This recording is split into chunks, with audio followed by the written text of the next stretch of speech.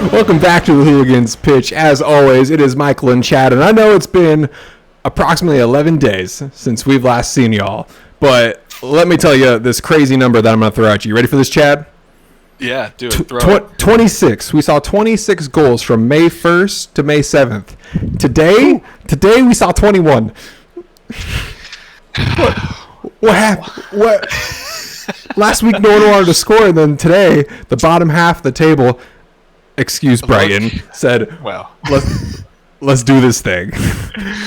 I mean, yeah, it's crunch time. Teams gotta get the wins, so everyone's battling. So, I guess that results in a lot of goals. If you would have told me, if I was not a soccer fan, didn't know anything about the table, and you told me Everton and Brighton were battling for last place, I would have said, what? Isn't Everton like top 5 and like Brighton like maybe going to get relegated? Because that game was ridiculous. Just did not go the way I expected it to. One bit. Absolutely insane. And it's so insane that my brain is jumping ahead of what we're supposed to be doing. Let's crack these brews, Chad. Okay. What you got? I got Delicious by Stone. Okay, yeah. It's a pretty can. Rocking 9.4% on a Monday. Jeez. That's what we're going to do. All right. I got a Dust Bowl, Peace, Love, and Haze. Hazy IPA. To be fair, I poured one already. This is my backup. So. Hell yeah! I'll roll over to my fridge if things get bad, and you can see my decanter. It's hiding right there too. Maybe we'll see. We'll see what happens. Depends on how far we go into all of these games. But since it's been 11 days, we've both been kind of all over the place. I'm thinking maybe we just backtrack to when Arsenal played Chelsea. Okay. On Monday of last week, because that was a game where if Arsenal loses, I think all hell would break loose. Then it looks a lot worse of a season. It looks a lot worse. Oh man! And we already kind of know the context of where Chelsea is at as of today. But after that game, man, there was so much speculation on like, is this team gonna make it? Like, yeah, they're 12th, 11th, wherever they were at that time, but I was starting to like kind of go, oh man, like they are in trouble, which is crazy. Yeah, I mean they looked how they looked all season and just not good, and it was kind of the perfect bounce back game for Arsenal. For real, yeah, because they were awful. They were awful. It was just so easy, like. Pressure was off. You could go out there, play your game, and Chelsea basically let them do it. And enjoyable to watch from my point of view, but I don't know about the Chelsea fans. Well, I mean, Chelsea. I saw a video today of them beating Bournemouth this past weekend, and after they took the lead on the goal, it was like some college campus classroom thing where a couple of guys were watching. The guy was literally screaming, being like, we got one! And like, damn, like, how far have you fallen? Yeah. And then this past week, I don't know if you saw this, Kai Havertz came out and said, September, October, we were cruise control mode. We were winning games. We weren't even thinking about the negatives that were in our season. And all of a sudden they fire Tuchel. And he said, and that threw everyone off. And like, man, looking back, was that just the biggest mistake in, I guess, the EPL this year? Yeah, potentially. I mean, they had a good start, and like, thank God for them they did, because had they not had a good start, they would be in the relegation battle. Like, easily. They gathered those points early, and that was enough to kind of keep them afloat, I guess, right? But, I mean, I get, like, new ownership comes in, they kind of want to make their mark and all this stuff, but, like, I don't know that you fire Thomas right away like that. Like, he got good performances out of that team. He had been there a little bit, so, like, his style was, over the, kind of the fingerprints all over the squad sort of thing. Well, they all knew him. They knew how to play for him. Yeah, and like, that's the thing. Like, and I don't think this was obviously not a player-driven move. It rolls back to that Ronaldo decision where the manager wanted to bring in Ronaldo, and Tuchel was like, hell no. And then all of a sudden, he shakes Conte's hand, and then he's gone the next week. Like that's how fast it happened when this team was, it was super early to say whether or not they'd be challenging for the title, but it wouldn't be crazy to say that Chelsea would be in the running for the title at that point of the season. I mean, at the very least, in the top 4. The very least. Fight, like, so, I don't know. I think it's, I think it was just like the show of power of like, I am the owner now. I gotta assert myself sort of thing. And I mean, look, they're paying the price and big time. Have already paid a lot of money. So, well, if that's what 600 million gets you, imagine what 1.8 billion will get you. Let's raise the stakes. Let's see what can happen. Let's talk Arsenal. Whoa, man, I went full British there. Let's talk Arsenal.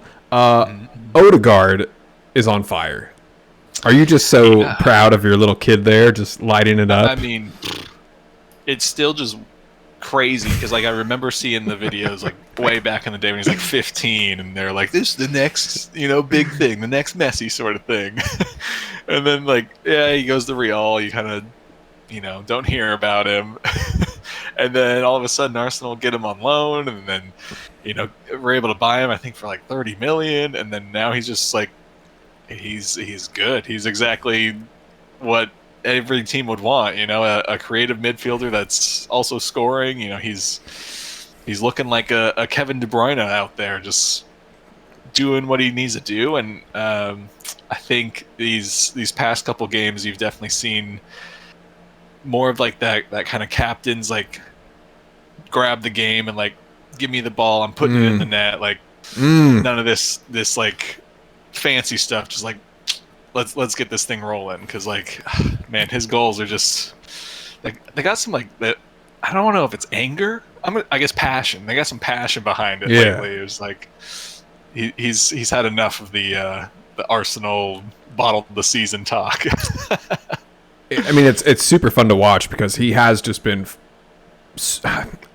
You can't use the word perfect, but like pretty close to that. Do you think this is close to peak form? Do you think there's another level? What do you think his ceiling is? Because I mean, you had Ozil a couple years ago, and when he played for Arsenal, those were spectacular. But is this better than Ozil? Like from the outside looking in, it looks like it to me right now. But like, Odegaard's 23, 24, 24, I think.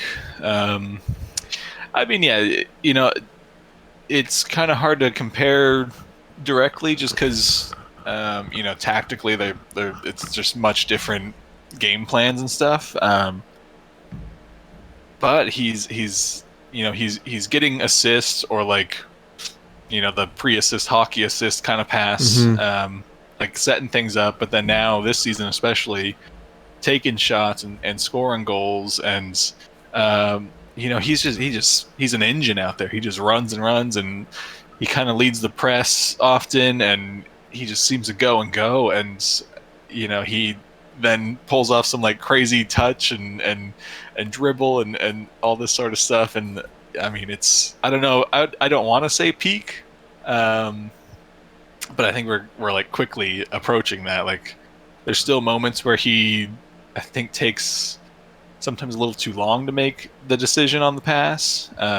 So I think that can be fleshed out a little bit more. But I mean, look, if this is the start of his peak trajectory, then like keep going. Well, that falls into my next question: is this now the floor for Odegaard? Like, this is now what we expect every season. Like, this is the level. And I mean, look, if he could put in 15 goals a season, like that, it's good floor. That's the baseline. Like, yeah, that's a good player to have, and a good baseline to have. So, I mean, yeah, you would hope he'd just at least continue to build on this. Whether that's, next season maybe he drops a few goals, but does more on the assisting or something, and like, I don't know. I think he'll always have a pretty good balance of the two. He gets in great positions, and I want to say, I think it was the Chelsea game where like he had the two goals that were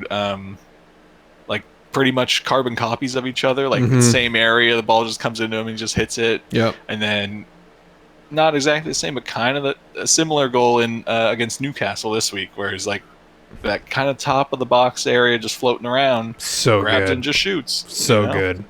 Yeah, that shot was like on the money. And maybe Pope had a late jump. Not really, but like he had to get it perfectly in that corner or else Pope was going to get it. And big 2 wins for Arsenal this week. It's got to feel good kind of get back on track and feel like you're still in the running. Because I totally believe you are. I'm not one of those people who say it's still over. And I hope after this weekend people see that City can slip. Yeah, and I mean, that's the thing is, as much as City may have control right now, Arsenal just have to go out and win their games. Keep the pressure on City, keep them honest to win the title. Like, if they're going to win it, cool, but you're not going to walk to it. Like, we're going to be right there breathing down your neck, like, forcing you to win every game, just as Arsenal will hopefully win the remainder of their games. It's weirdly like a less pressurized spot now for Arsenal, where they just got to go be themselves, not really have to worry about who's under them, because essentially there's no way those teams are going to make a run for second. And it wouldn't matter even if they did. I guess maybe a little bit morally if they all of a sudden lost 4 in a row to end the season, like that could create a little bit of chaos. But now for them, it's just kicking butt week in, week out, and just whatever happens. Yeah, and Arsenal only have the league games to focus on, whereas City has 2 big games against Madrid. Oh, I know. If I don't think Pep or any of the City players would say it, but the Champions League has been the trophy they haven't won, so that's maybe somewhat weighing on their mind of like, this is the one we should focus on. So mindset might slip a little bit in the league games. I don't know. We'll see, but it's going to be a great finish either way. How do you feel about Pep saying the true title that Arsenal won this year was making it into Champions League?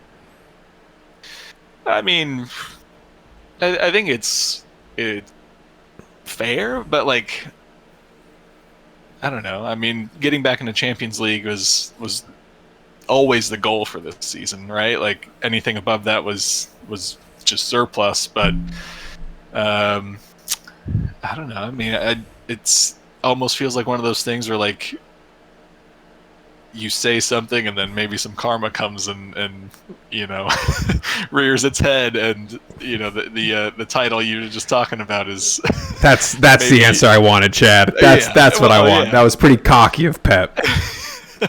I mean, look, he's done it before. He's been saying crazy things in his interviews now. I know. Pretty wild. And honestly, this maybe we can just kind of, I don't know, anything from Arsenal you want to note, I guess from the Chelsea game, and maybe we can talk. I want to finish up the Arsenal before we jump to City, but Ramsdale, man, that was his best game by far. That Newcastle, at least in my mind, from what I've seen, he was great. I mean, yeah, he's he's looked pretty decent all season, but I think much like a lot of the players in past month or two, Arsenal's been letting in a lot more goals, so not squarely Ramsdale's fault, but not as prolific with his saves as he started the season. And this game was, even so, the Chilwell shot in the Chelsea game was a great save. If that goes in, that game maybe gets a little more chaotic and it's not as easy of a win. But then this Newcastle game, there were a couple posts in there that helped save the day, but Ramsdale is still big, making some big saves and some great reaction saves and stuff. And he's looked great. I think he's going to end the season on a high here. I think it's, I don't know. It's hard to fault him at this point. Like, he's doing what he's doing. The defensive line is a little bit makeshift at the moment. Right. It seems to start be clicking now too. So yeah, I think Arsenal are going to run in pretty well here. Like, this Newcastle game, other than the City game, was the game that I was really worried about, because Newcastle's just been in good form for the whole season, right? Especially at home. They've been scoring like crazy. Now, Arsenal are the only other team besides Liverpool to beat them at home. What a deal! Wow. Like, Hey, but that's how good they've we'll been, shake though, on it. right? Yeah. Like so, coming into this game, it was always going to be a hard battle. Um, I don't think Newcastle really helped themselves by being as like physical and aggressive as they were. Holy moly, they were just clattering into people. I couldn't believe Yeah. it. I mean, the ref had to hand some yellows out way earlier, and of course did not.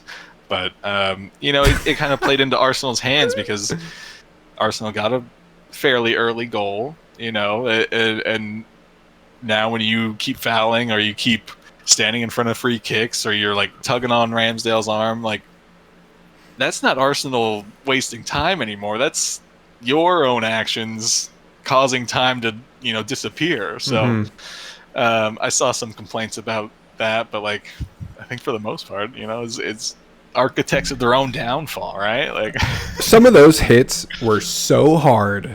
like The Jesus one, I thought he broke his jaw. I thought his jaw was full broken. shoulder into him, and like so bad. I don't even think that got checked. Like what the hell's going on here? It's not even a foul. It ended up being a throw-in. Like I don't remember who did that. I might have been Burns that came on him. I remember Burns coming up a couple times. Bruno G had a couple hard hits. The scrape on the back of the ankle on Saka. It was Saka. Man, Saka's ankles, they're going to be so screwed in 10 years. Yeah, I mean, the longevity of him it worries me. I think like Saka's not really had a good backup option all season. Like Reece Nelson is kind of doing that now, but I think if Arsenal can find a solid backup option, whether they stick with Reece Nelson or not, I think something Arteta needs to learn and seems to kind of be learning is that like you gotta just rotate. Like I get like Saka's your dude, but like yeah, his ankles are getting kicked every single game multiple times. Like you just need to freshen up the team, which I think we're kind of seeing in these past games where Jorginho's playing in the midfield now instead of Partey. Kivior came in instead of Holding. Like, just mix it up a little bit, right? Like, whether it's the team itself just starts to feel a little bit stale or comfortable, or other teams start to click into like, okay, well this is how they build up because they've played the same starting 11 almost the whole season, which it's not necessarily a bad thing to have a solid starting 11, but you almost need a solid, I don't know, 15, 16, 17, something like that, where you can rotate a little bit more and change up the tactics a little bit easier, which had Arteta maybe done this a few games prior, those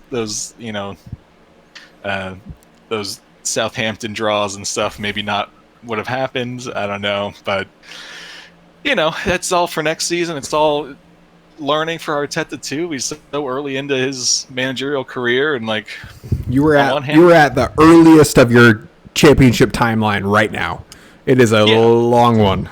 It's a long one. Yeah, and it's kind of cool that like he's kind of growing as the squad is growing. Like he's young for a manager. The squad is young overall. Like they're kind of growing hand in hand, and I think future's definitely bright. Oh, you can't say it's not bright. There's no way. I mean, he's just every year he's going to get better. With experience, you get better at anything, and that's exactly what's going to happen to him. You need those wounds, you need those battle scars, just like this. Every team needs it, for no matter what the sport is. Every team needs to experience losing crucial matches or losing a lead, because the following year, most likely 99 times out of 100, it's not going to happen. Yeah, I mean, like the Newcastle last year came right after, Arsenal had just lost to Tottenham.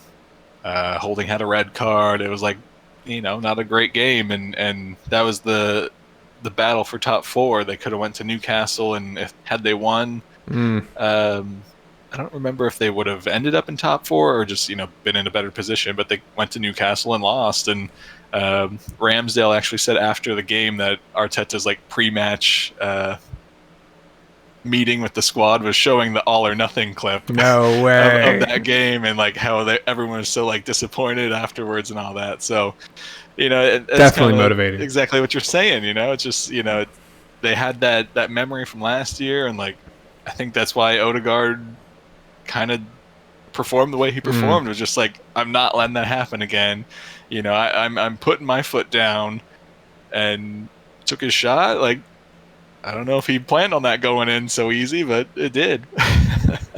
Money. Well, Chad, I want to segue because we just talked about having a 15, 16 man rotation, and that is exactly what Liverpool has finally figured out. And it is fucking mwah. Dude, starting Gakpo in the midfield this last weekend was never going to be Gakpo in the midfield. It was going to be Trent sliding over, having Gakpo play up top in this crazy front four thing where him and Jota kind of keep dipping back and forth. Nunez got the nod. Nunez had this was like early season Nunez this last game against Brentford. Pretty frustrating, but the chances are there, and the way that we had I guess the way we just backed each other up was so refreshing to see. And I think when the team knows that Trent is not going to be over there, we can overcompensate in making sure that if that right side is going to get burned, like whoever's playing the closest to, I guess, the right center mid or right center back, whoever's over there needs to, I guess, just be more aware of what cuts are coming in, what runs are making it down that line. And if Trent isn't there, they need to help big time. But, I think the score lines don't say the whole story. Beating Fulham 1-0.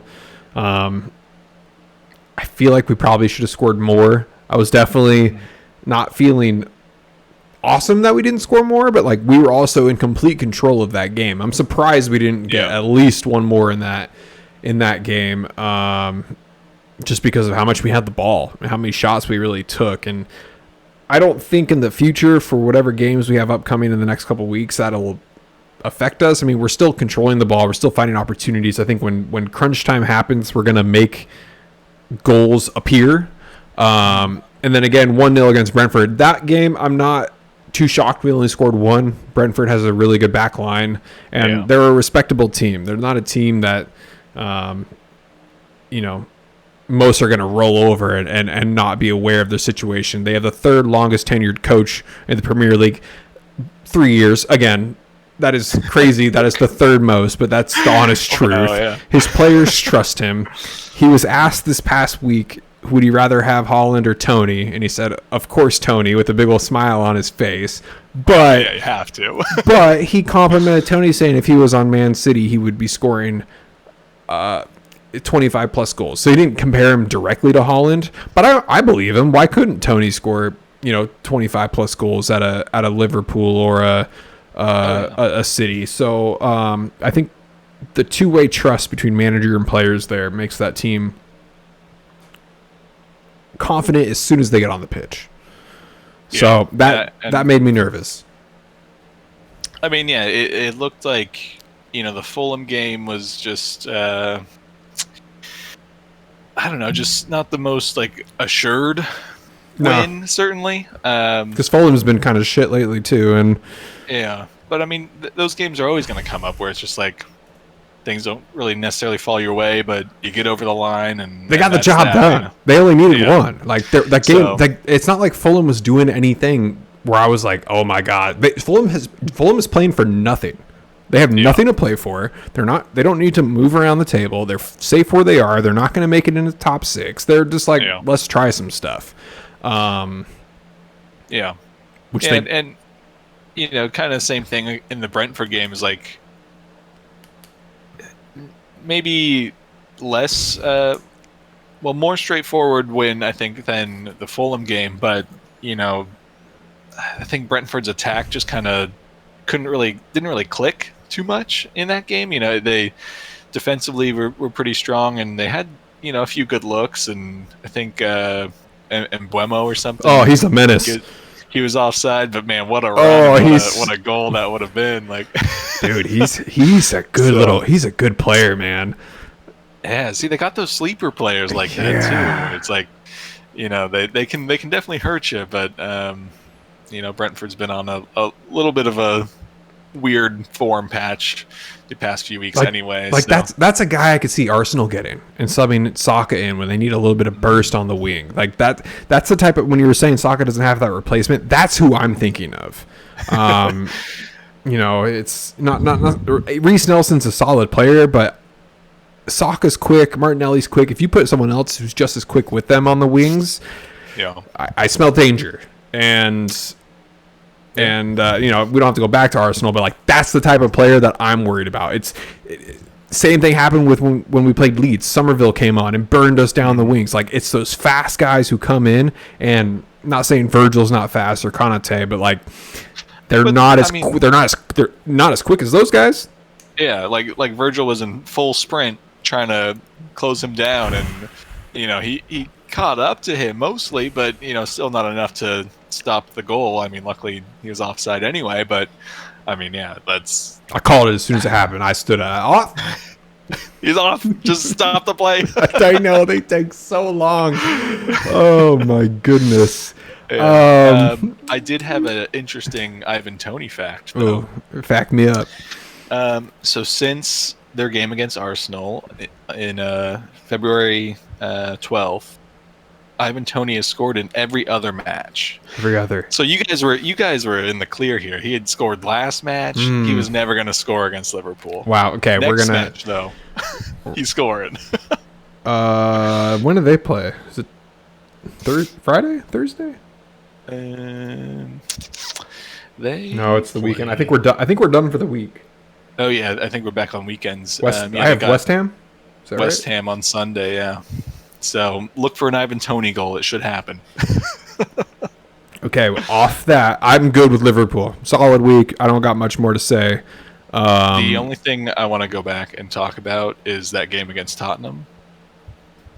Oh yeah, dang! Did that happen before we hadn't talked since that game? We hadn't gotten to talk about it. Holy moly! Okay, let's go back. I gotta bring up the score here. Oh yes, it's all coming back to me. Or did we talk about this? Nope. This was. Oh man, what day was this? This is crazy. It was so long ago. The 30th. It was Sunday. You were gone. We podcasted 2 nights before. That's right. Okay. 15 minutes in, chat. I'm going. This is gonna be another 6-1. Like, easy money. Put him to sleep. We totally let off the gas, 100%. For what? Again, 3-0. You can do this against teams. You can't do it against a team who actually has quality players and shouldn't be where they are. Yeah. Tottenham, yes, they're in the top, I guess, 7 now. But like realistically, ask us at the beginning of the year, top 4 team, easy. They have the players to do it. They still want to win. They're not completely dead now. I think they really want to win for Ryan Mason.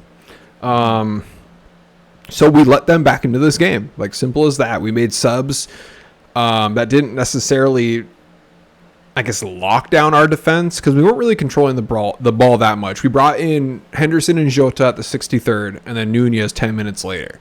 It didn't show that we were just kind of, I don't know, making sure that we were solidified in the back. We still wanted to press. We still wanted to maybe score a goal here and there, but we didn't. We put in the players to do that, but we didn't act like we wanted to do that. It was very bizarre. I hated it. And then next thing you know, 3-3. Bro.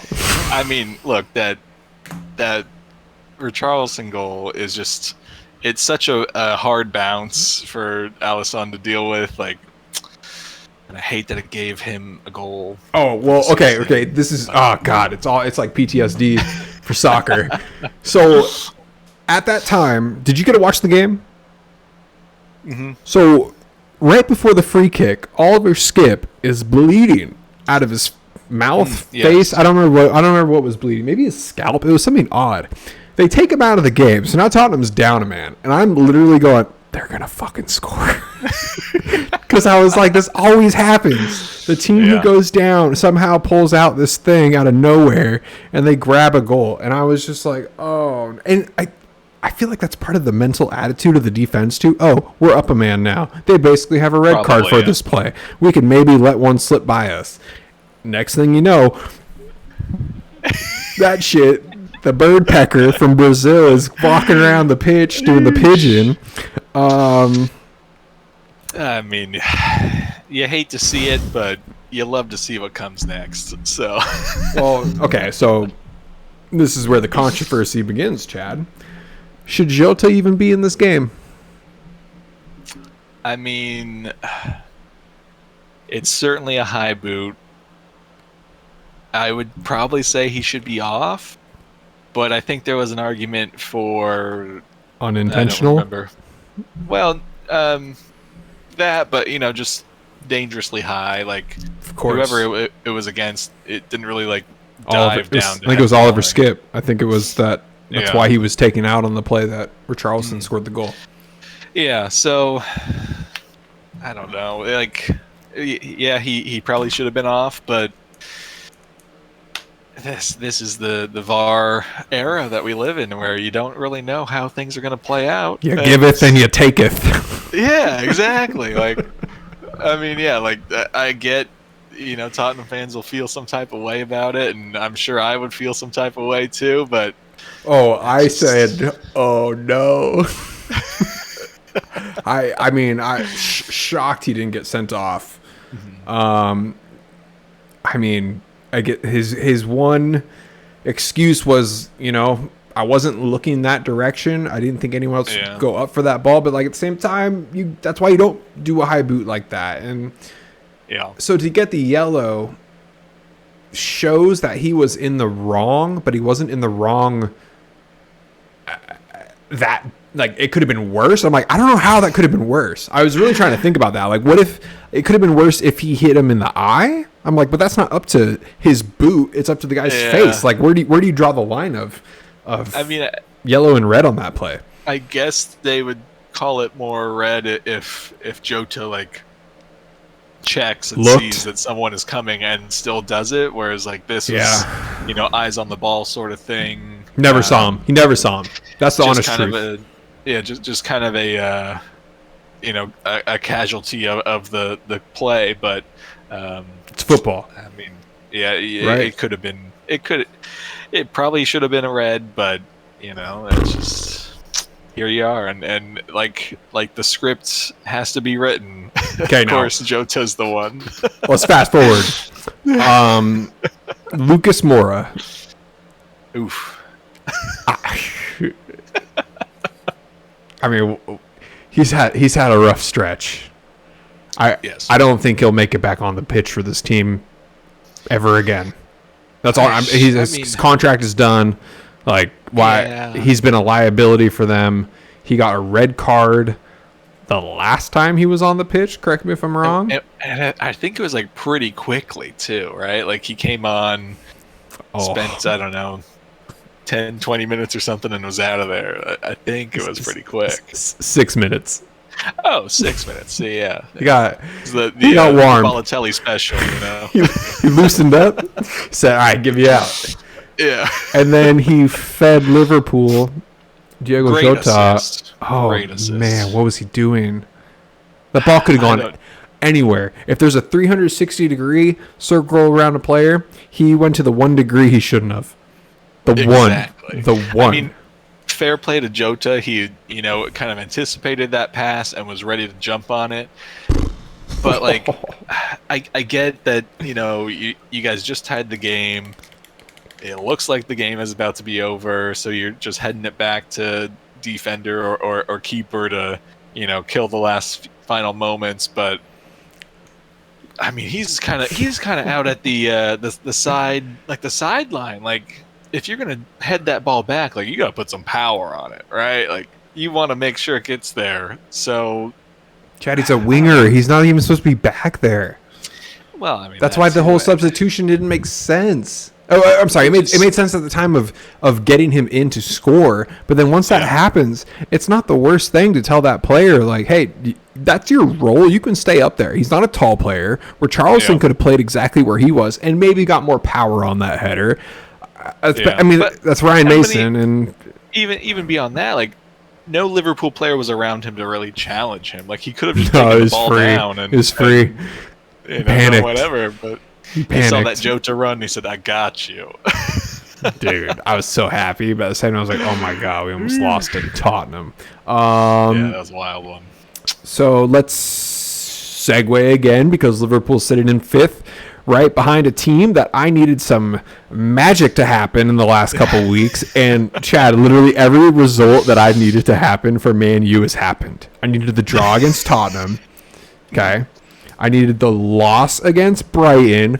1-0, baby. They got their revenge. And then the West Ham, David De Gea. I have no wrist power. David De Gea. Dude, Ben Rama, goal of the week. I mean, my God, he might as well have just passed it to De Gea. And somehow he... Dude. His wrist just like fell off. I don't know. I think De Gea put Gorilla Glue on his cleats. I think he injected Jello into his wrists. And when he saw that ball go, and he said, oh, time to stick to the ground and let my wrist get all floppy.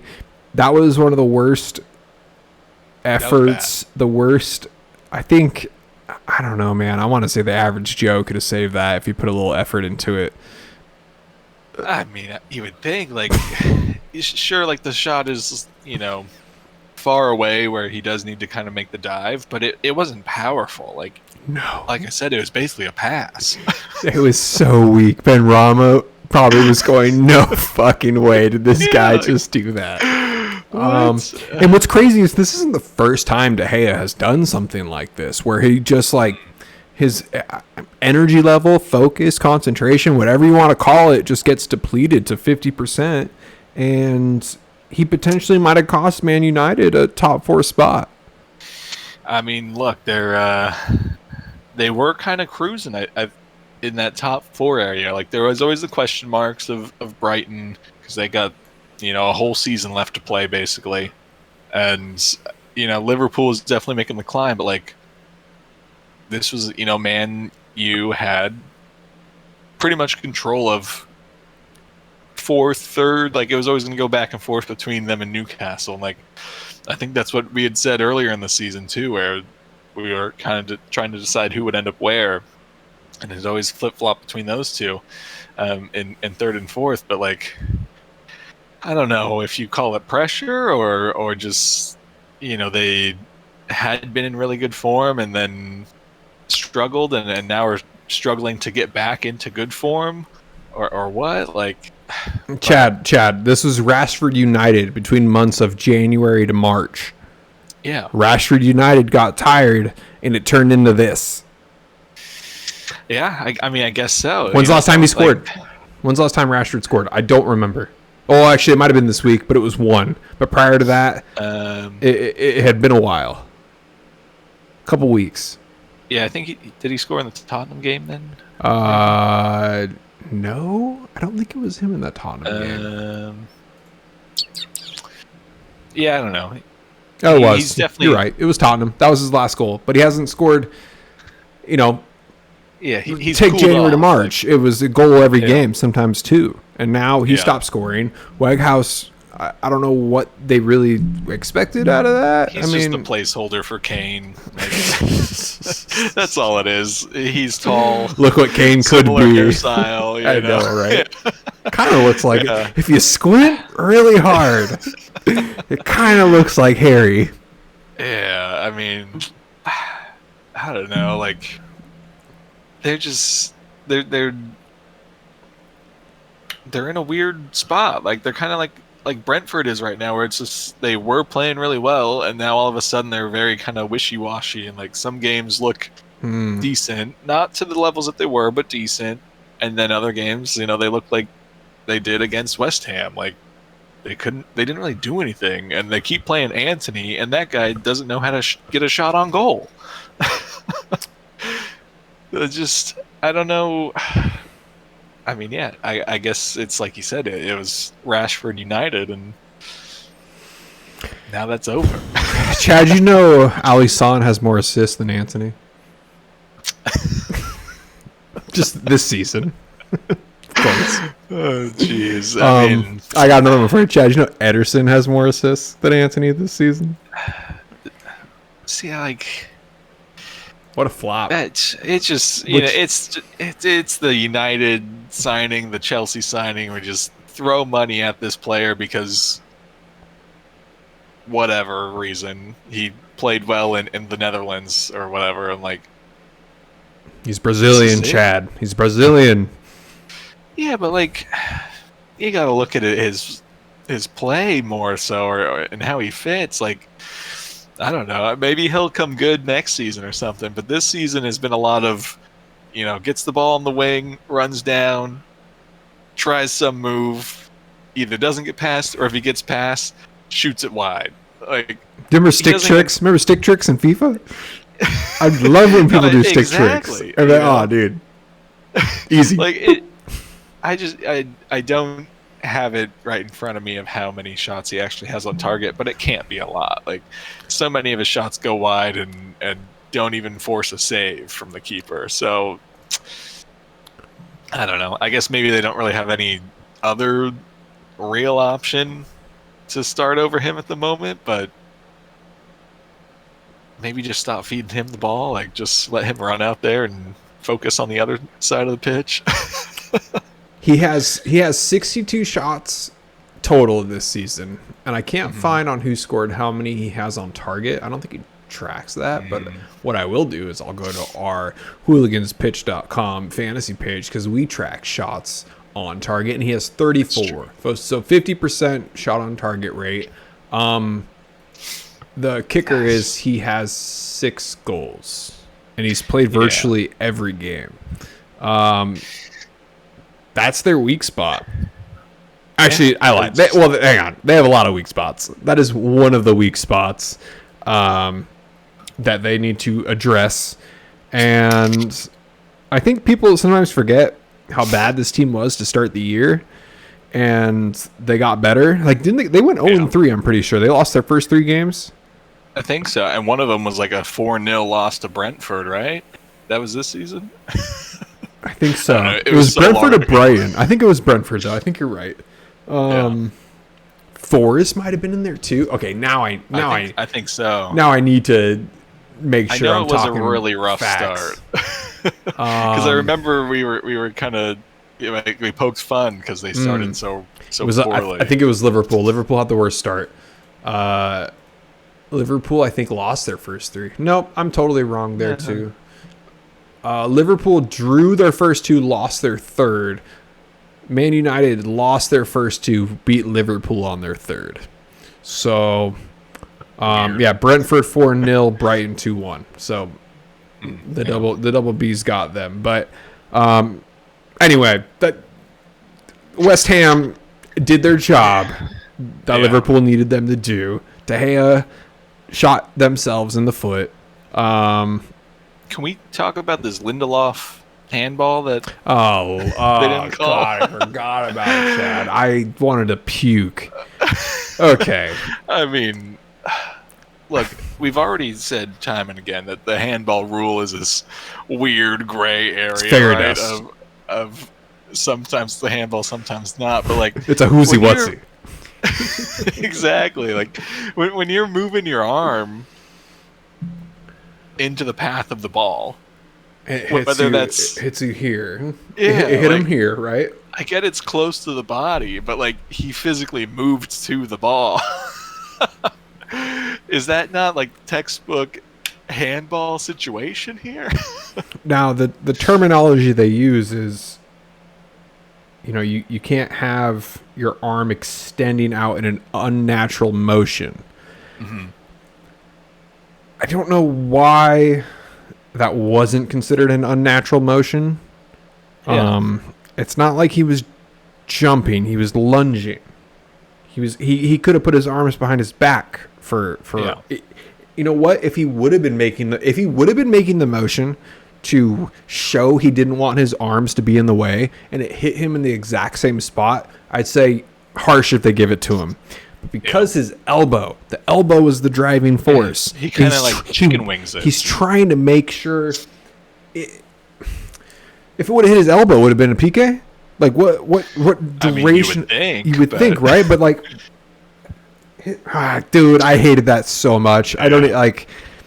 I mean, I'm glad it didn't end up being a factor in you know the end score of the game, but I mean, I felt like that was pretty clear cut. Like initially, when it went live, I thought no, because it was kind of right on his body, but then you see the replay, and he moves that wing out, and then ridiculous. Well, it helps Liverpool, so it did well. I mean, we maybe would have got another West Ham another goal. I mean, it's hard to say, but no, end result is fine with me. Literally this week went perfect for Liverpool, and I think we just need one more result from them. Who do they got? Wolves, Bournemouth, Chelsea, Fulham. So I'm a little nervous that it might not happen, but a draw, I could see a draw happening somewhere. I don't know about a loss maybe Bournemouth, just because Bournemouth is so unpredictable on how they're going to play. But now I think, we haven't really talked about relegation, but I think Bournemouth is feeling a bit better of where they're at right now. Maybe not 100%. Like, we are safe because they haven't hit the 40-point mark yet. But, like, those I'm going to say bottom four now. Bottom five, 16 to 20. Those are the teams now. I think West Ham is good. Sure. Like, West Ham's they're going to make it. But after today, oh my goodness. Today just kind of blew it open confusing? A little bit. Like I wish Southampton would have won. That would have made it so much better. Could you imagine 4 teams, right? It would have been 4 teams with 30 points, all in last place. I mean, it's those relegation games are just like they're heated, right? Like Everton, I mean, not that they're playing Brighton, but the Everton came out looking like it was the reverse. Like, it should have been Brighton scoring all those easy goals, but dude, Everton came to play. They said we're not going down without a fight, and here you are. You're putting up, what was it, 5-1? 5-1. Yeah, 5-1. And the even the own goal that was scored, Everton probably should have put that away the first time, and they got another chance and still put it away. So it's just inevitable that everything was going to go their way that game. And I've already said it in the Discord, but why Sanchez is, blackballed out to just the cup teams is kind of crazy. Yeah, I don't understand exactly what happened to cause this, but I was curious, so I kind of just looked up their stats, and for this season, granted the sample size between the two is a little bit skewed. So Steele has 10 starts. He's allowed 15 goals. He's had 50% are clean sheets, and his save percentage is 62.6 out of 10 starts. So, not a lot to go off of. Sanchez, on the other hand, has had 23 starts. He's allowed 30 goals, only a 26% clean sheet rate, and his save percentage is 66.2. So they're kind of, again, sample size is rough to match them both, but they are kind of similar in, I think, their save ability. But I think Sanchez would always pop up with a key big save. Yeah, that's the major difference. Yeah, so I think he's probably the better option, and I don't know. He went out injured and never got his place back. I want to say, I don't have the exact numbers in front of me, but did Brighton have a better record with Sanchez? I imagine so, because he was the kind of the middle of the season. I mean, yeah, he was, start up to, I mean, he has 23 starts, so he February, probably played, for, pretty much that whole first half, and I think he came in for a game or two since he's been back from injury. Right. I don't know. I don't know why Steele has taken his place. Like, Would you be shocked if Steele is in next week? After this one, no. I think Sanchez should probably get it back, just based on the we need to change something kind of mindset. To make sure you're still in the running, because I mean they're still there. They shouldn't act like top 6 isn't a real option for them, because it definitely is. I mean, hell, top 4 is still an option for them too. So why wouldn't they? I don't know. I don't want to say run it back to what was working, but there's no reason why this team should be getting absolutely demolished by Everton, who hasn't scored. Oh man, I'm gonna say it. Have they scored more than 3 goals this whole season?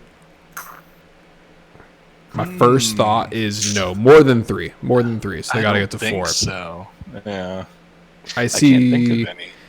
I see 3 on here once. They beat Crystal Palace 3-0 October 22nd.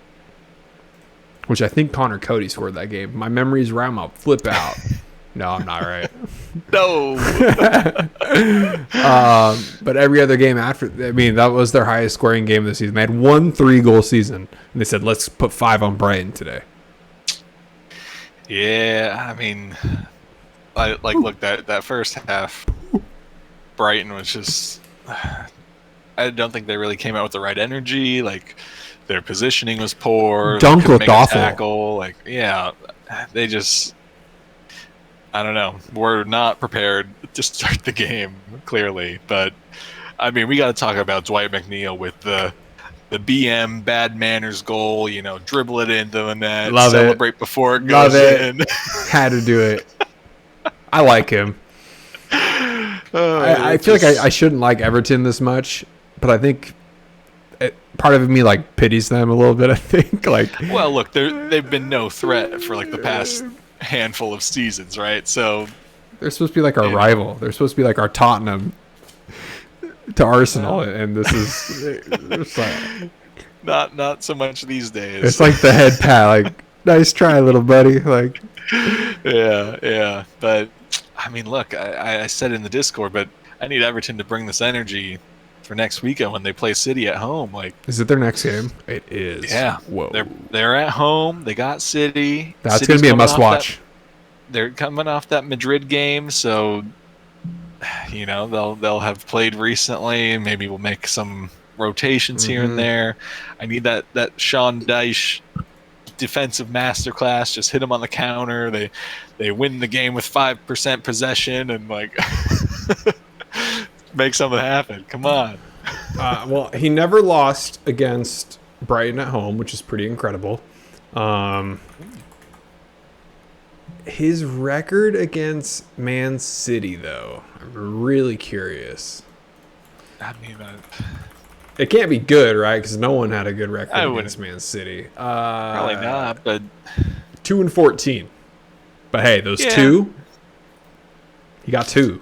That's it. And I think about the game that Arsenal went to Everton and played, and Everton set up exactly as he expected to just defend and try and hit you on the counter, and it worked. And City, you're coming off, you're right in between 2 big games for Champions League.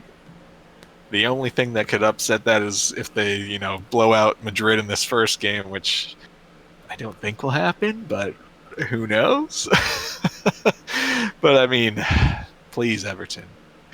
I think do something. I think Madrid and City is going to be a shootout. I think it's going to be a good one. I think they're going to go for it. Just fun facts on Sean Dyche. His wins against City doesn't help my case here on his record. He beat them in 2001 and 2002 in the championship while he coached Millwall FC. But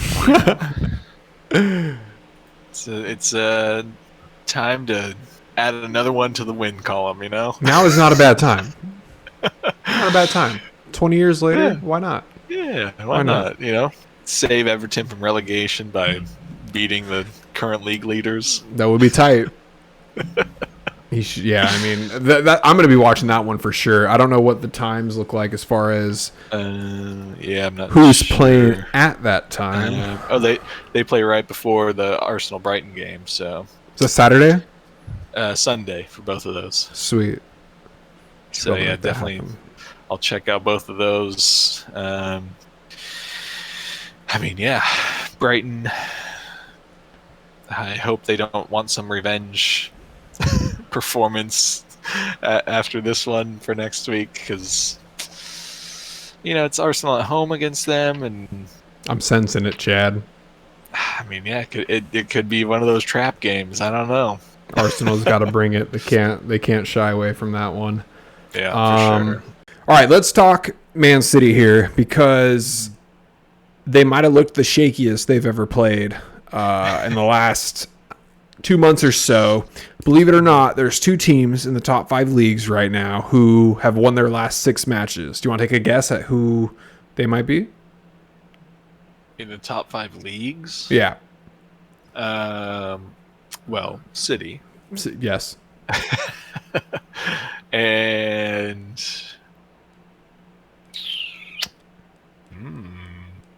I'll give you a hint. Give me a hint. They're in the Premier League. They're in the Premier League? Okay, I'm not going to scroll down and look at the Don't table do it. here. Don't do it. Won their last 6, you said? Look into my eyes, baby. Is it Liverpool? They're fucking Liverpool. Let's go. 6? You're 6. I don't think they had that many going. Hey, man, we're clicking. All right. But sad part is, so is City. However, this weekend they showed that Leeds could take points off of them. Now, my hypothetical here with Gundogan scoring 2 goals, got the PK for the 3rd. Haaland said, I want you to get your hat trick, do your thing. Pep, probably the maddest I've ever seen him get, honestly, in a while. To be fair, what does that man really have to get mad at in the last couple of years? Not a whole lot. But scenario for you, if Haaland's goal-breaking goal was that PK, would he have taken that, or do you think he would have still given it to Gundogan? Is he good guy Haaland, or is he just semi-good guy Haaland? I mean, yeah, like in all the interviews, he's like, I'm not worried about these records and stuff. I'm, focused on the just winning the games. But like, if that's your record-breaking goal and it's a PK, so like, odds are in your favor. I think he probably takes it, right? I think he takes it, Chad. I think Pep has a right to get mad here. Yeah, their title is still on the line. Hat tricks don't mean anything at the end of the season. Just because he got a hat trick this game, what would that have done if they became second place to Arsenal? Nothing. Yeah, it would have meant nothing. And I mean, like, I think Gundogan was the captain on the day, right? I don't know about that one. Or maybe no, it's probably De Bruyne, right? Or no, he did. Did he play? I don't think he played. I don't know. De Bruyne's hurt right now. Oh, he did play. Wait, hang on. Time out. My report said De Bruyne was hurt going into this game. He did play. Captaincy, couldn't tell you. Yeah, I don't know. But I would hope, and I guess Pep would hope that Gundogan has more top flight experience than Haaland does, and more experience at City with like the run in of a championship hope. So like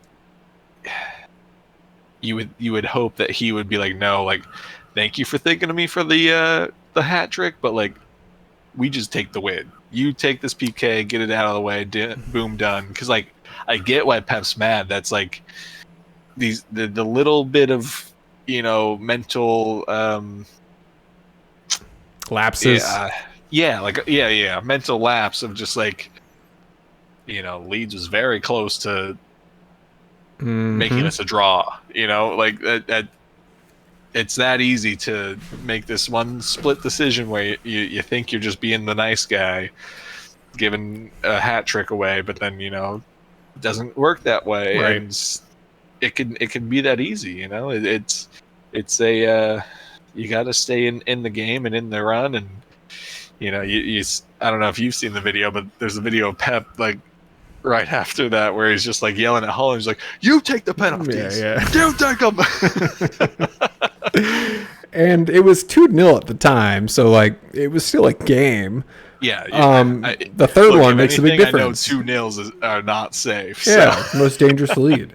So I'm not surprised at how everything kind of fell from that point. And Goodingen, his post-game interview was kind of funny because he's so soft-spoken, and it's really hard for me to put a voice to a player sometimes. He's like, he's like, Erling just so nice, and he give me the ball, and it's just like, dude, like, it's okay to say no to him. Like, he is a kid, but I don't know. I think the moment right then looked bigger than the end goal, and for whatever reason, that's just the little cockiness of City. And I don't know.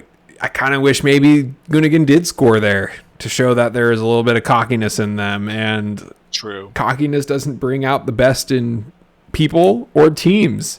So it would have been fascinating if he did make it. And then down the line, they become a little bit more relaxed. And then who knows what happens. But if anything, this could have locked them in more because they know...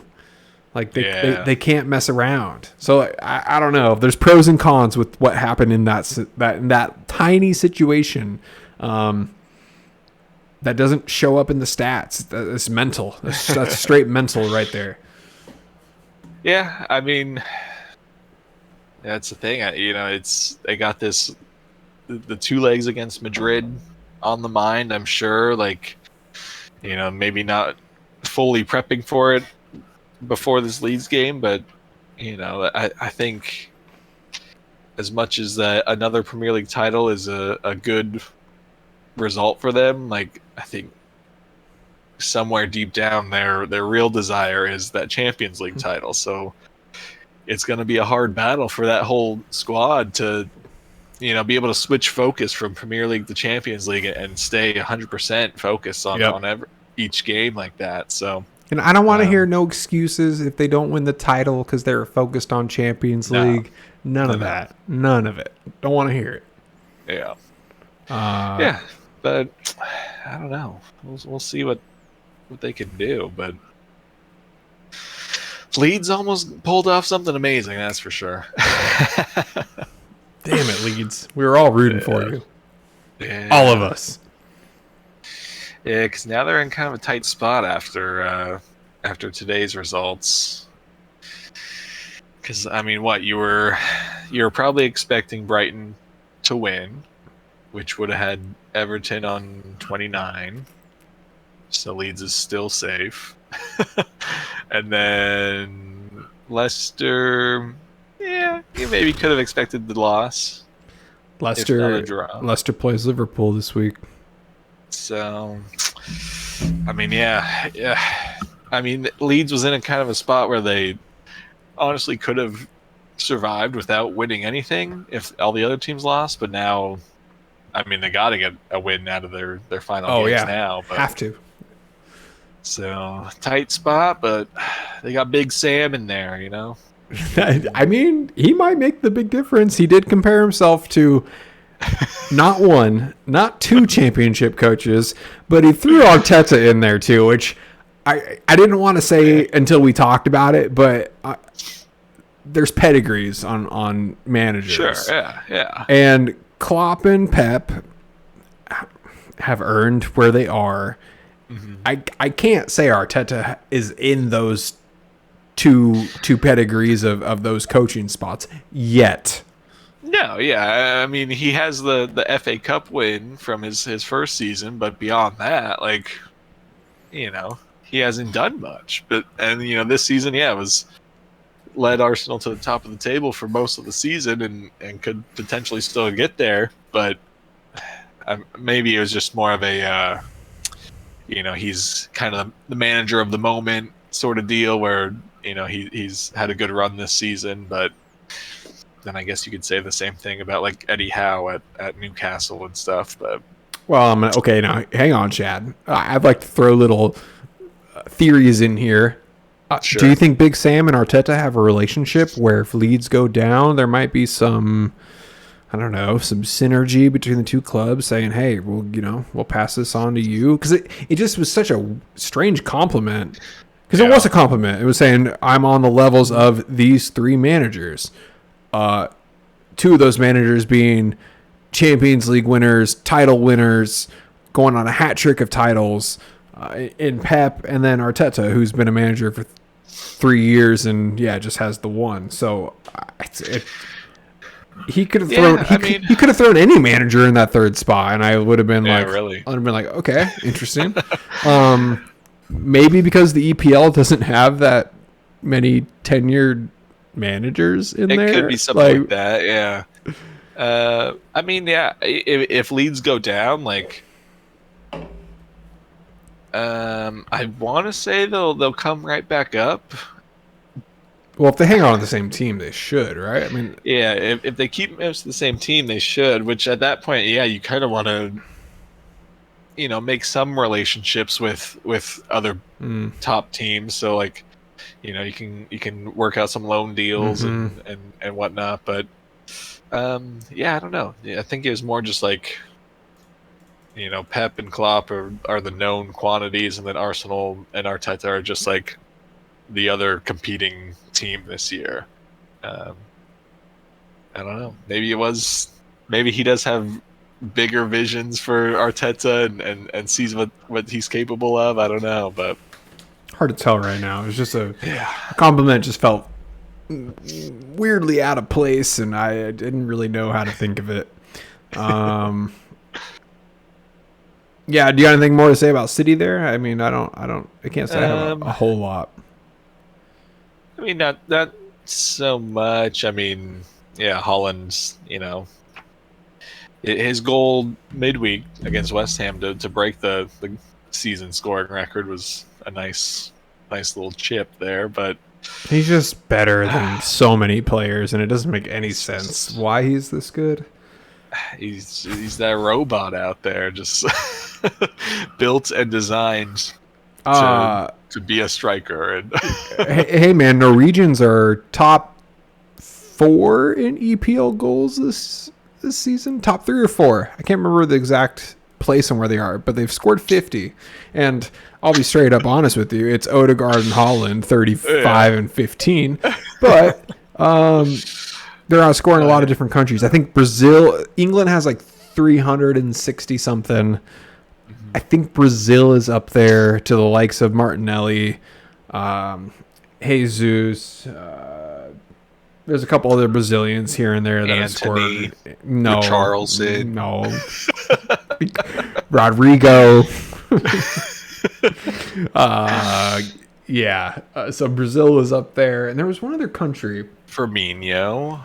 Oh, Firmino has a lot. Yep, for sure. 9. I think he has 9 this season. He's pretty good. Bargain. What other country? Got to be a Portugal or something, right?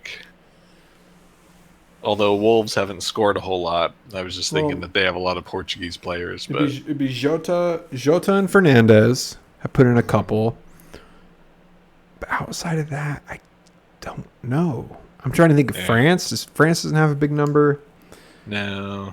I'm trying to go top 4 teams and see if that helps. Brazil might be second now that I think about it. Norway might be third. Maybe, yeah. Because Kane is England. I guess at Newcastle. They haven't scored a whole lot. They were kind of all over the place too. Callum Wilson, Joe Linton, Brazil. Yeah. So a lot of English, which is just crazy to see that number. But anyway, we can talk about the cool off of Villa. Yeah, their European dreams are fading quickly. Is it? I can't think of a good punny name for them, but was it Ollie Watkins Villa? Because he stopped scoring, and it's very similar to the Rashford United. They stopped moving. Something like that. I mean, like it seemed like in both what they just played Wolves And Man U. For that, yeah, Man U. I mean, both games just looked like they were kind of like they just can't finish anymore. Like anyone on their team, the shots are just not landing, and that's Ollie's not finding those little spaces to just pop up and get the goal. So I don't know if it's that European dream was, they were knocking at the door and then pressure hit or what. But how many times do we say that is the hottest team in Europe, and all of a sudden, we've said it with Castle, we've said it with Villa, Brighton. We might need to start like keeping track of maybe we got a curse that we put on teams. Oh. Well, I definitely put it on City and Liverpool today. Good for you, bad for me. I don't know who else is hot. Honestly, there's no one else that's really hot right now. Yeah, I won't say your name, but you've been all over the place. But even then, yeah, it's just kind of coming back into form, I think, for Arsenal, and then Bournemouth. But I mean, they slipped against Chelsea. Like the way they had been playing, I thought they at least could have got a draw from the Chelsea game. Me too. Yeah, I don't know. No one I mean, City and Liverpool are clearly the teams in form right now, but I think that's kind of it, right? Like a lot of green, Chad. There's a lot of green on those teams. Green. Oof. Yeah, Villa, man, they fell off. I'm cool with it. All the teams I needed to fall off, not necessarily wanted to, because I didn't think we'd be in this spot still. What a roller coaster of a year it's been. Yeah, I mean, like it's kind of incredible that Liverpool's been able to kind of salvage this season, right? Like in fifth right now, 1 point off of fourth. Insane. I mean, United and Newcastle have a game in hand, but you're right there. After some points of the season, it looked like it was nothing was going to come of it, and now you're potentially getting into Champions League. We'll see. I mean, Brighton's still got that 2 games in hand. So I know Brighton's schedule is fascinating. Because they could arguably make up 6 points right now and be at 61. And then we have to battle against them. I think we play them. I mean, it's going to be a tight finish for that top 4 for sure. We don't play Brighton. Man, this season it's crazy when we go week by week how long it truly feels. I mean, our schedule is pretty straightforward. Well, so look at Brighton's schedule here. Is like they got Arsenal next, then they got Newcastle, Southampton, and then they got City, and they got Villa. So like they're tough. That's tough. It's a tough run, but like, I mean, if they take points off of Newcastle, like that potentially helps Liverpool, right? Like, I don't think Villa will be much in the running at that point, given how they've been playing. But like, it gives at least a little more space to Liverpool in that sense. And do you think Liverpool gets third? Third? We have 3 games left. Leicester, Villa, Southampton? I know Leicester and Villa for sure. Yeah, Southampton. Let's see. So, man, I don't want to chalk those up now, but I don't know. I mean, Newcastle's got Leeds, Brighton, Leicester, and then Chelsea. Those should all be winnable. So, but Leeds is fighting for their lives. That's true. That game's gonna be true. Brighton has still got the European dream. Leicester will also be fighting for their lives. See, those teams are fighting. Chelsea don't give a shit. So that game, I mean, I'll Chelsea give it to won them. a game, so maybe this will start their little end of season run. Like, Chad, when Connor Gallagher is your top leading scorer in 2023 with 3 goals. is that true? And number 2 is João Felix, who isn't even really on the team with 2. I think I read it correctly. It's 2. I don't believe in Chelsea. I don't even believe in them next year. Nope. I don't. I mean, Sorry. I don't think this is a bring in a new permanent manager and all will be solved. That like the squad is just there's so many players and so many different styles, and they still don't have like an actual striker. Like Lukaku will come back, but like They got to doesn't keep wanna him, be though. there. I think they'll figure it out with him. They have to. I guess they're gonna have to, right? But like, I don't know. They're gonna be in a weird spot. Like, Lukaku's going to cry if he has to leave Inter and they win Champions League. well, it's looking that way. Too bad, whether so they, sad.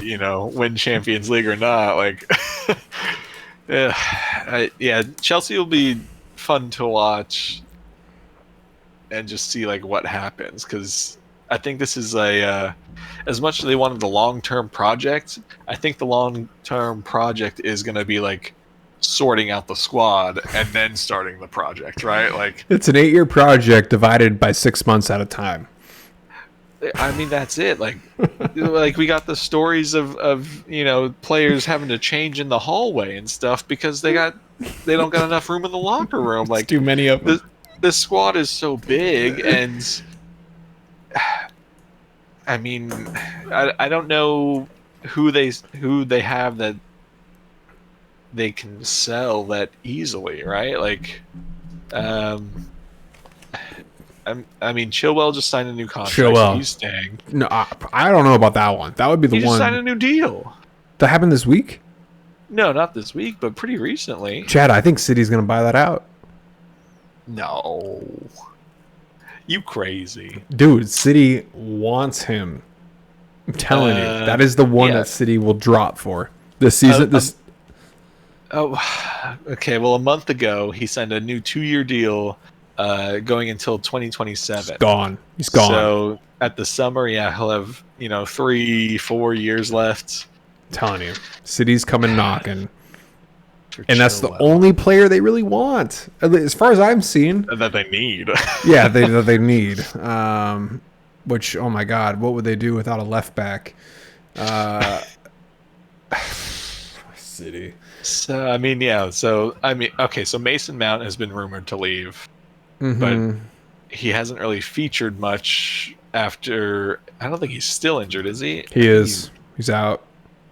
I think that's so he doesn't get hurt to sell him. Yeah. I mean, Ziyech will leave, but he's 30. He's not going to any, top 16. He was supposed to go like free transfer to PSG, but the fax machine broke. Fax didn't work. Yeah. Conor Gallagher, I think, is like an option that they have to sell. I don't know that they will. He has Newcastle written all over him for whatever reason. Yeah. Newcastle's going to splash. Newcastle's for sure going to do something. Like, there's been James talk Maddison. Of, See that Kieran happening? Tierney. Oh, Tierney. Going to, wow. yeah, I mean, Tierney's a tough one just because, I mean, Zinchenko's kind of taking his spot, and Zinchenko can play that midfield kind of role. But I don't know. If I was the manager, I'd kind of like having the option of like Absolutely. more defensive, typical fullback, left back, and your hybrid Zinchenko role. But I don't get it.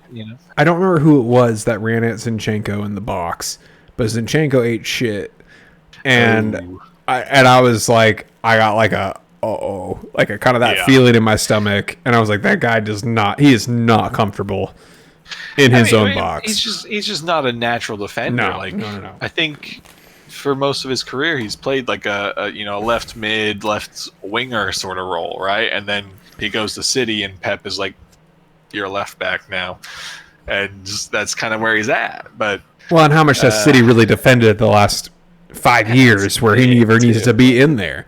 Yeah. So I would like Tierney to stay, but he hasn't really played a whole lot this season. So I get it. He wants to play. He's still young. He feels like a Newcastle signing.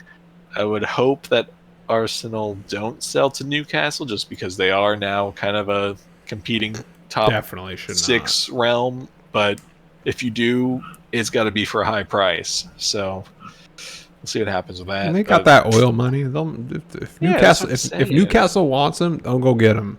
Yeah. But yeah, back to Chelsea. I don't know. They can't sell any of these players. Like, they're not going to sell Reece James. You can try and sell Loftus-Cheek, but I don't know who's going to buy him. Did you know Lampard is the first manager since 2005 to lose 10 Premier League games in a row?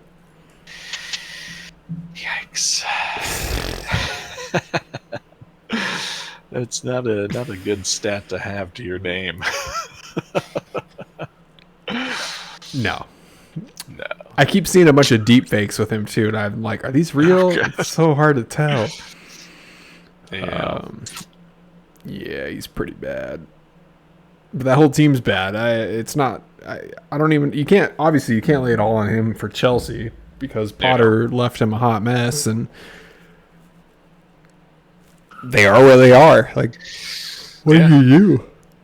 42 points. When they won that game, though, I was deep down. I was like, so disappointed. All of our content is gone. Yeah, come on. It was so easy. It's too easy. I think we covered a lot of the games. Were there any others in there? Fulham actually won today, which is Leicester fans chanting, "You don't deserve to wear the kit," to their team after they're leaving the pitch. Oh, really? I didn't hear that. Oof. Yeah, I was like, oh, that's... Yikes. It's awkward. Awkward if you're a player coming to applaud your fans, and then that's what they're chanting back at you. And they might be right. Some of them maybe don't. Some of them maybe do. But they did look pretty terrible, to be fair. But I stand by Wout Fass is the worst defender in the league.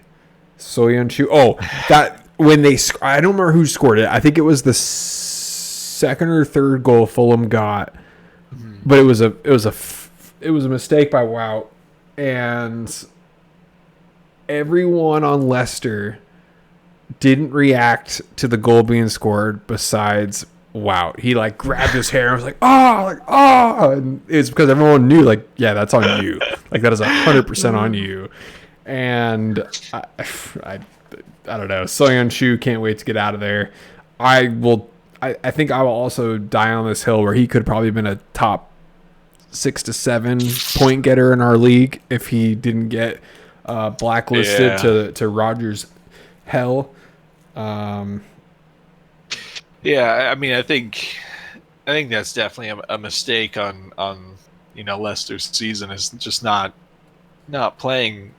Not only him, but you have a handful of defenders, and Rogers was playing midfielders in defense at a certain point, just because. I do think Sutar will be, if they remain in Premier League next season, he will be a top point getter for our team. He hasn't been playing the last couple of games, and I strictly believe that's because they do not want to risk injury for him, which is why Soyuncu's getting in there. They want that guy's good. He's going to be there. He's 24. Yeah. He's going to be there for the next couple of years. I think that is going to be their stability that they desperately need. Yeah, they just got to survive. They, were able to get 3 goals back and could have had a fourth if Vardy missed his penalty, I think. Yep. So, Fulham kind of gave them the way back in, but just too little, too late. I think. I don't know. Yeah, and then Nottingham versus Southampton was That was fun. kind of just back and forth, right? Like it started all Nottingham, but Southampton was working their way back and Clawed their way back into it. Just too late. It was just too late. They ran out of time. Honestly, throw another 15 minutes on that game. Might have been 4-4, but yeah. I don't know. Forrest finally is waking up saying, oh my God, we need to get this thing under control. And 33 points isn't the safest of places, but I mean, they're in the best place besides West Ham. I think West Ham is safe, and they're right after that. It's going to be tight, though. They could still easily drop. I mean, yeah, they go away to Chelsea. They got Arsenal at home, and then they go away to Palace. So no real easy games, but it's coming down to that point where you just leave it all out there. 3 matches, just go until the tank's empty and try and get something to happen, because you're safe now. You took the first step of getting out of that 30-point zone, so it could happen. We'll see. Well, I think Leicester and Southampton are done. I think so. Southampton for sure. Leicester, yeah. I mean, yeah, they're starting to fall apart, I think. I think it's going to be Leeds. I mean, I think it's going to be Leeds. If Everton can, build on today's performance and have that same energy and just play and defend well and hit teams on the counter, I think they'll be fine. I don't know. They have that one performance every few like this, or it's like they look like they know what they're doing, and then they kind of just, I don't know, go cruise control or something and start to lose it. Just forget how to play. Yeah. All right. Do you want to do nominations? I know we have like a long list here, but I think I generally know who I want to do. Yeah. I think I'm ready. I'm going crazy. Okay, I like it. I want my not defensive player, not keeper. I want my player of the week to be Aaron Ramsdale. Okay. 2 wins, 1 goal allowed against Chelsea. 5 saves. I hated that goal. Not much you can do about it. That's all right. Yeah. He got the job done, but I think the performance from Newcastle is the one that is the standout. It's big, yeah. If he didn't play the way he did, there's no way I don't think they win that game. He just looked calm too while doing it, and I think that's super important to have in a keeper. The keepers get hot-headed and are screaming and yelling, blah blah blah. That's a whole like ego thing, and I don't think he's the type of keeper to do that. It's not like Pickford, right? Where Pickford's always yelling, bickering. Like, this is different. Like, he knows his place, and he's really good at it. So I really want to give it to Ramsdale. And I know we saw a lot of goals scored, especially today, which obviously could promote, a player, and I have no problem with it. But I do think a keeper, out of all the weeks, this is the one, that performance, he showed up. I think that's a good shout.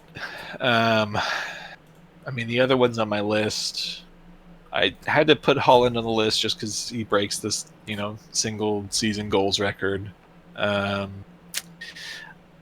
threw Leno on there pretty early after the penalty save, and he ended the game with 8 saves. So like he had a good game, but like the 5-3 scoreline is like, a little bit of a smudge on that performance, I guess. But I mean, Dwight McNeil, 2 goals, 1 assist, 1 forced own goal. Come on. I'm totally happy with it being him, because the way the fans were going crazy after every time he basically touched the ball. I mean, the way Everton played today was just so unreal. I mean, they're going to be my team of the week nomination too. No one saw them beating Brighton. Okay, here's my deal for you. Okay, all right, let's work something out. I think we can agree on Everton being team of the week. I think so. A win and a draw. A win and a draw, but then you take table into account and Yep, context for sure. Yeah.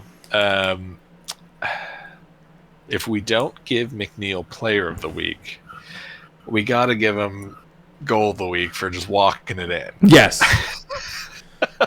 Actually, hang on. There's some other good goals, so it's like I don't think it's not that quick a decision, but the Bournemouth this guy deserves goal to be recognized here. The Vina goal for Bournemouth. Yeah. The build up to that was so nice. Oh my god! Like,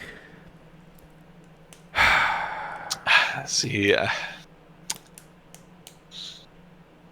I mean, 2 goals, 1 assist, 1 forced own goal. That kind of 3 goals and 1 assist. It beats Ramsdale. It does, and I'm okay.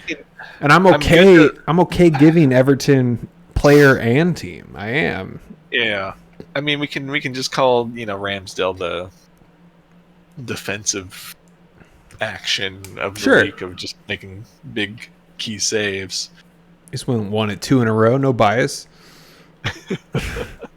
I think just looking here again, Arsenal won 2, which is big, but I think the pressure that Everton had might have been bigger.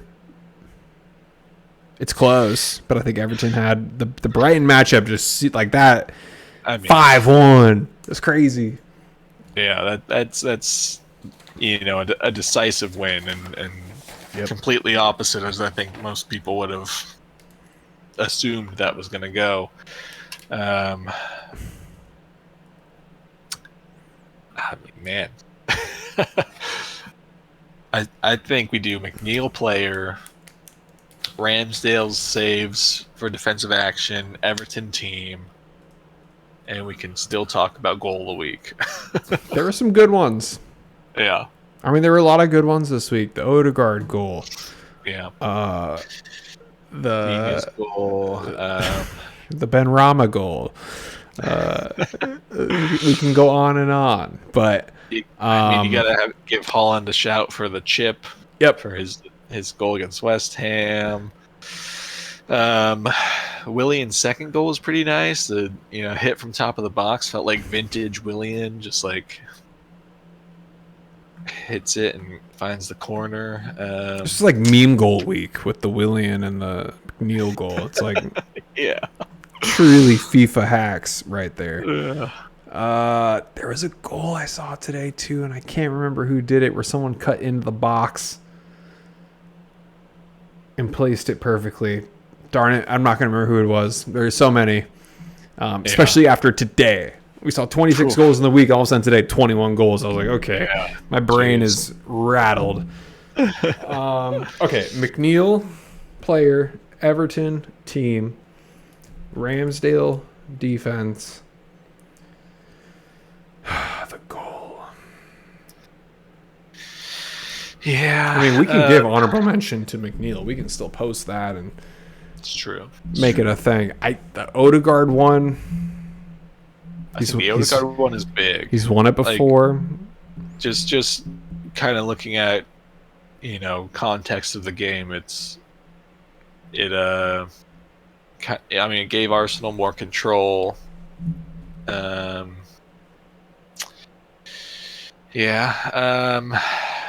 mean, I like Haaland's chip though for his record-breaking goal. It's a pretty good one. That run up the middle he's so fast. What do you do? Yeah. What do you do? Dang, Chad. I don't know, man. This is tough. And I like the Bournemouth goal too, but I liked the team buildup of it. It wasn't so much the direct goal. It was the whole sequence. But sure, yeah. I think if we can get it down to Odegaard and Haaland, our Norwegian boys. Norwegian boys. I think we coin flip it. Coin flip. I don't. If it's between those two, I think I go Haaland. Really? it's a nice chip. It breaks a record. Like, I feel like you got to give a little bit of a shout out to that. All It's right. no 5-goal game, but he at least deserves a shout out for breaking the record with a nice little chip. I'll settle. Still waiting for his 5 goals. I still think it's possible. It could happen. I mean, look, they still got to play Brighton. Brighton let in 5 today, so It could all be Holland. It's up to Pep. well, that's the thing is if Pep will let him do that. I think Holland would do it every time if he could. In other news, Messi's leaving PSG. It's kind of been confirmed. Yeah, where do you want him to go? Well, I've seen 2 rumors: either 10 million a year to Barcelona or 320 million a year to Saudi Arabia, with Jordi Alba and Verratti and Busquets too. I saw him. Yeah, his name thrown in there. So why not just go to Barcelona then? If half the team is still there. Like, Messi been making money for so long. He's got all the endorsement deals he could want. Saudi Arabia, yeah, it's an easy 300 mil, but like, did he see what Ronaldo's going through? Like, you could go back to Barca, end your career there if you really want to. You know, Xavi's the manager now. All these might still win shit. Yeah, like, I think that's the move. Lewandowski as your striker. Yeah, I hope he goes that way, but man, we'll see. What if he psychs everyone out and goes to City?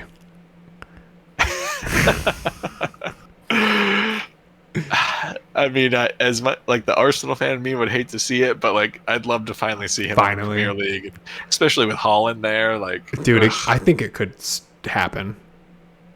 There's maybe get like a year or something, right? Like, why not? If you're City, like, you have an opportunity to maybe sign, Messi, like, throw your name in the ring for sure. Oh, I'll be so upset. But actually, I won't be, because our fantasy league, it won't be a clear-cut choice. More interesting. It would make it very interesting. Because I guess Messi would still probably be a forward. Yeah. I don't know what he played. I don't know what position, though. He's still kind of that, like, that winger role. Okay. I think. I don't know. But I don't know. Has he dropped back enough to be considered a center attacking mid? No. Right winger is his main position right now. So. Yeah.